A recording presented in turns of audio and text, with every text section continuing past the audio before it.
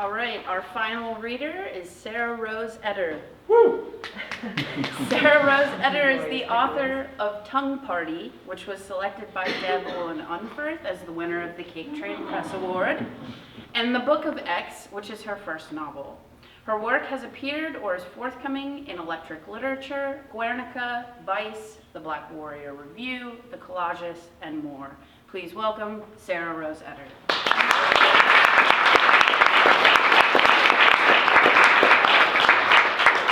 Hi, good to see you. Well, all of you, but also him. Hi. I'm glad you came. I'm really happy to have so many people here tonight. It's lovely to see you, so thanks for the warm welcome. Also, thanks to Malvern Books, obviously, for having us. It's so nice to read in a bookstore with such a good selection of translated literature and no copies of American Dirt. Oh, too soon? I don't know. Sorry. Cool. Also, thank you, Eleanor and Willie, for reading with me. It means a lot to me. So I wrote this really weird novel, which is, I guess, what I'm going to read to you from. Seems like that's probably effective. And then we can do like a short Q&A if you have questions. If you don't have questions, that's totally fine. There's cookies, and that might be better. A better use of our time. I'm not really sure. Okay. I was born and not like my mother and her mother before her. Picture 3 women with their torsos twisted like thick pieces of rope with a single hitch in the center. The doctors had the same reaction each birth. They lifted our slick, warped bodies into the air and stared, horrified. All 3 of us wailed, strange new animals, our lineage gnarled, aching, hardened. Outside, beyond the bright white lights of the hospital, the machine of the world kept grinding on, a metal mouth baring its teeth, a maw waiting to clench down on us. I'm not religious, but I damn well prayed, my mother says, exhaling smoke over the kitchen table. I rubbed the rosaries raw that you would take after your father. My mother's knot rests against the kitchen table, and in my tender moments, I want to reach a hand out and place it there. But as soon as you crowned, I knew it, my mother says. I could feel your knot. When my mother tells this story, I take long sips of my lemonade to keep quiet. I know she screamed the whole birth. I brought her the same pain she brought her mother. Your father says I went possessed. My eyes rolled back into my head. There are 4,500 different types of knots. There are 3,800 basic variations of these knots. There are an infinite number of ways to combine these knots and their variations, and in this way, knots are like stars. We could have been complicated, figure eights, clove hitches, sheep bends, reefs, heaving lines, but our knots are simple, overhand.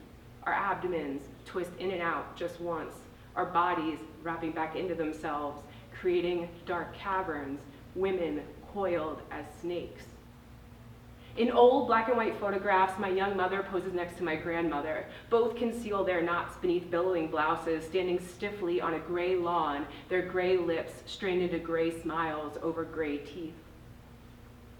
My mother and I keep the home on weekends. My mother is like the weather in that she changes daily, and each day I make a report of her.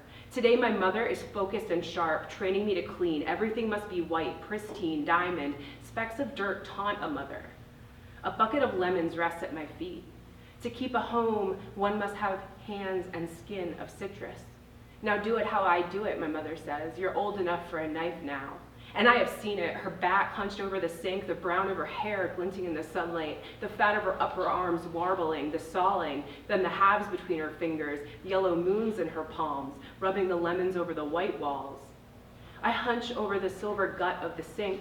I cut the lemons down the center one by one, arms shivering against the knife, separating small citrine hearts. I run the yellow halves over the white walls until they glisten, until the house tangs with the flesh of the fruit, until the juice of the citrus runs into the gutters of my gnawed nail beds and then stings. My mother sits next to me on wicker furniture. We have finished our cleaning for the day, and now it is magazine time. My mother's magazines are bright portals to new worlds where women wear fantastic clothing, their faces dazzling up from the pages. My mother reads me the season's new tips.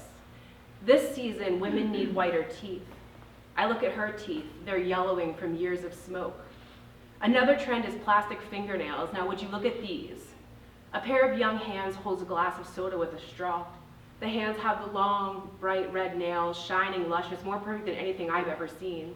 I look at my mother's hands, their nails, which are short, unpainted, chewed, best for working lemon against wall. The sun begins its fat drop into the horizon. A thin sadness leaks from my heart for her. One day we'll have white teeth and red nails too, my mother says, and I picture us like that, our teeth gleaming, our nails red. I picture us beautiful and unknotted. I'm gonna bounce around a little.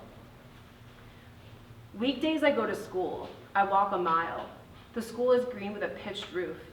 Most days no one minds me and I stay quiet to keep that way. I keep track of the facts though. In my classes, I learn about the human body and history and the human brain, deep seas, jungles, islands, and the distant cities beyond our town and the distant planets beyond our world. An octopus has 3 hearts, 9 brains, and blue blood. Female lions do 90% of hunting for their pride. The heart of the blue whale is so large that a human could swim through its arteries. 1 square centimeter of skin contains roughly 100 pain sensors. The sun will only get brighter before it collapses. At school, the other students surround me. Their round faces bobble like bad balloons screaming. Look at her. Look at the freak.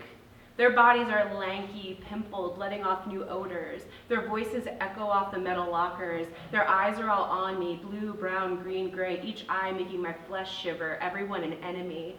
Yeah, look at me, I yell at the crowd, and I pull my dress up, bare my weak fangs, my knot bright in the sunlight streaming through the window, a single eye of flesh, daring them all to move, to come closer, to try me. Thank you.